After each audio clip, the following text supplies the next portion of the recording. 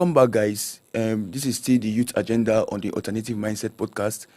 So, on this edition, we want to look at the recent hike in fuel prices in Nigeria, and it has been worrying so many people. It has been keeping many people wondering, how come Nigeria is still on top of crude oil, is still battling with oil prices, and even at that point still exporting our crude oil outside to export.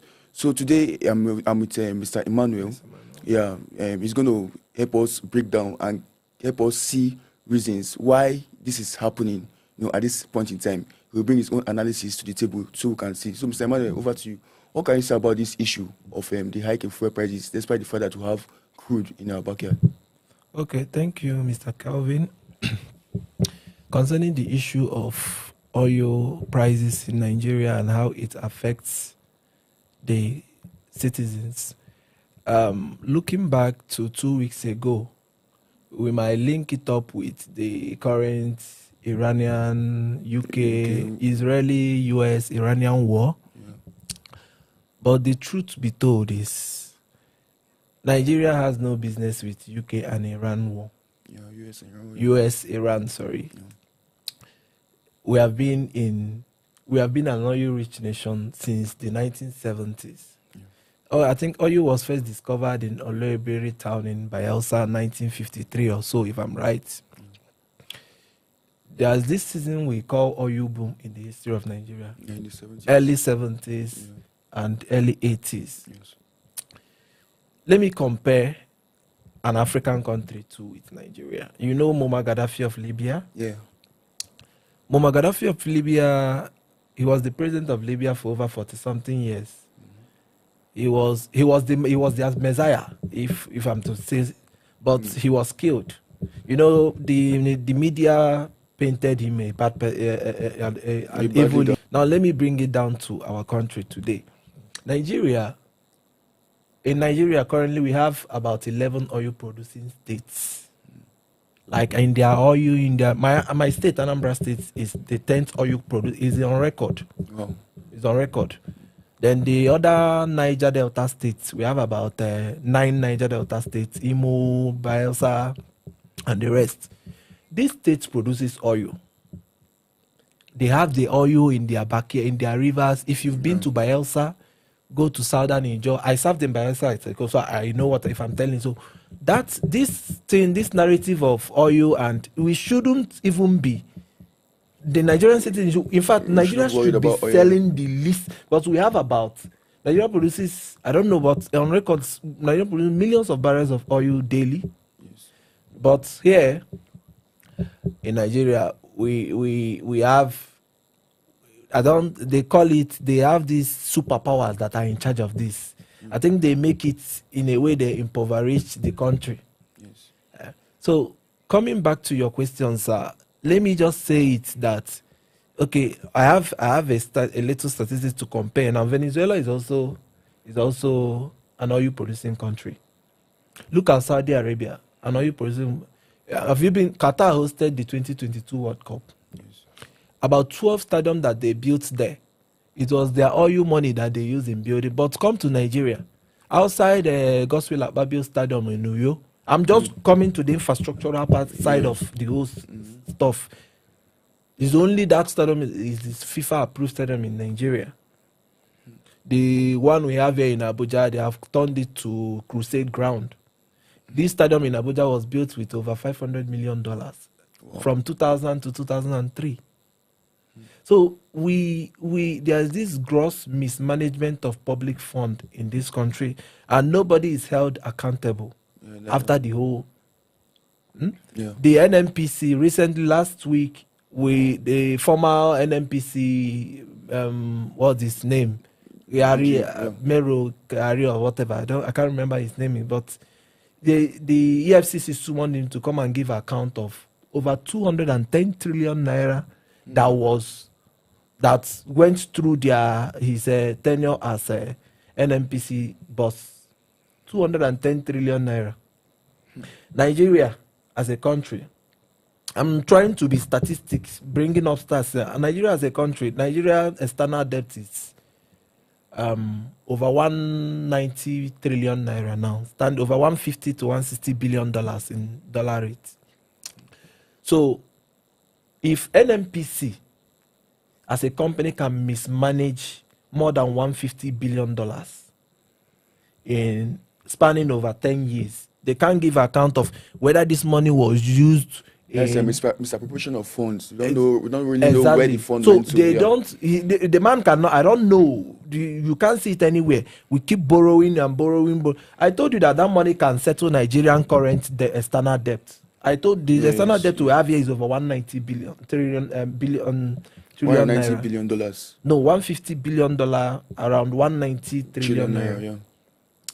So Nigeria is blessed with oil, but so now, even with, because so many Nigerians are asking, especially the youth, they are asking that even with the coming of this Dangote refinery, you remember Dangote had serious issue with the NNPC, yes, due to the fact that they were accusing him that he wanted to monopolize the oil sector. Yeah. So now, even with the coming of this Dangote refinery, could it be that Dangote refinery cannot be able to meet up to the expectation of Nigeria's demand for this hike in fuel prices? Because it seems this Dangote refinery is actually an answer to our prayers, due to the fact that prior to this refinery coming into Nigeria, like you mentioned, we have 3 big refineries. We have 3 major refineries that is not working, right? That's not working. And we have to be exporting our crude oil for them to refine it and bring back our fuel, right? Yes. Yeah. So could it be that what could be the reason that made that cause Dangote not to be able to to step in and salvage this issue that we have currently in the country? The truth of the matter is, Dangote is a businessman. Yeah. I can tell you for the fact that Dangote is yet to even pay. He borrowed $19 billion to build this refinery, you see, and he's yet to pay. He's still paying the money. So you won't expect Dangote to give the oil free to Nigerians. Yeah, of course, he's not giving it free, yeah. Yes. But he's not giving it. I'm trying to, because it is the government regulations that will determine what Dangote is doing. He's a businessman on his own. So if today the government is not doing well, they are not doing anything positive in the oil sector, Dangote can only put his own price. So Dangote is, even if you check the records, every day he's coming to his Twitter handle or his S handle updating, we have changed our price to 850. He's just trying to make it easier for Nigerians. But I believe you me, I just felt that there are people he's fighting against. Yes. You won't see them in the picture. You can't. They are in the government already. The other Pengasin chairman the other day was dragging in fact, he has to defame Dangote. Dangote has to come out with records that the man is paying up to $5 million for his kids in Switzerland. Can you imagine? Somebody that is earning below. So how can how can the person acquire like half $5 million for school fees? For school fees in another foreign country. In a foreign country. And that doesn't contribute to the GDP of this country at all. It gives Switzerland is one of the richest countries. So you come in there, invest your money at the end of so if somebody that is earning, because I believe that he's not earning more than 50, in fact, if they are to pay him highest 15 to 30 million. So how did he get up to 6 to 7 billion naira to send his kids to Switzerland to go and study? So Dangote now came out and with records, he came out with facts. It's not me. I'm not trying to defame anybody here. Come and defend everybody. I saw the press release. Exactly. The press conference. So Dangote is only doing his best. You can't expect Dangote to do what government. Dangote is a businessman. So if the government regulates, Dangote does his own parts. But now, if you ask the government now, they will tell you that it's because of this Iran war. Israeli war or Iran war. But it's not that. Even in the said country, Dubai airport was bombed the other day. Somebody posted a video and was like, there's still a pilot in the said airport that was bombed. And the Qatari air base was attacked up till today. Now, okay, let's even come down. Like I told you, before Dangote refinery came into operation, Nigeria will send their oil because our 3 refineries are not working, are not functioning. Yeah. So they will send the oils to countries like Malta to refine and bring it back to us. The transportation and all those stuff, oil marketers will now do their own. But Dangote came into the picture. Dangote is still paying debt of his own refinery. The same Dangote, you won't expect him to crumble his business because he wants to please Nigerians. No, it's not like he's trying to crumble the business. I think it's just to maintain that standard price. Based on the fact that you are refining this petrol in this country, you will ignore every other price is coming from other petroleum that is not business. Marketers, right? Yeah, so that is not business. You ignore those. Yeah, I understand what you're trying to say. No one is saying that Dangote should crash. You can't crash the price down, right? It's business. Yeah, but at least maintain that price that he did before, the way he did before. You know, before now, he was trying to maintain that same price. I think about 800 naira or 900 naira or so. Then for this fuel increase in fuel price now, you know, if he can be able to step in, although he may also need the support of the government, right? There's government policies and the rest. So that the main factor here is the government policy. Then also another big factor affecting Dangote is the oil price. Today is the devaluation of Nigerian naira. Okay. The dollar naira rate today is 1.2, tomorrow is 1.5. I think today's rate is about 1,384 or so. Yes. So he will always he will definitely have to work with the trend of what is happening economically. Yes. So if that favors him, then he will do his best. It favors the citizen on their own. So today now, I think, I don't know, but the last time I got to the fueling station, I think I saw 1,261 or 1,2 whatever, I don't know. But from comparison now, let's even tune it down, bring it down to our minimum wage. A country that their minimum wage is 70,000 naira. Yes. You mean the least government worker here is earning 70,000. So how much can I use in buying fuel? So let me approximate. Let's say a fuel is being sold 1,300 today. Yes. It means that if I am to buy 10 liters, just 10 liters for my generator or anywhere I am to use it for, any electronic, I am spending 13,000 naira. It's not even just for my generator. Yes. Now, come to think of people that drive car to their offices, going to the office every day, you know? Yeah. Commuting from their house to their workplace. It's quite terrible, actually. You know, it's discomforting, you know. Yeah, you know, the truth here is that Nigerians, from what I can deduce, and I think from what you can deduce, Nigeria is not actually a poor country. We are not. We're just poorly mismanaged. And the leaders don't really care. They don't really give a damn about it. Since 1960. So I believe one day everything is going to come to an end and everything will be better again. Yeah. that's for me. I've always said this is delusion. Yeah, delusional, right? It's in fact we've been deceived from since the let me not even go let me start from the Fourth Republic that started 1990. We believe it will all get better. Looking at the way it's going, I remember let me come down in 2016. Yes. When Donald Trump won U.S. election, in the day, go and check it, it's on record. The day he made his speech, he was saying that some of these African countries needs to be recolonized for the next 100 years.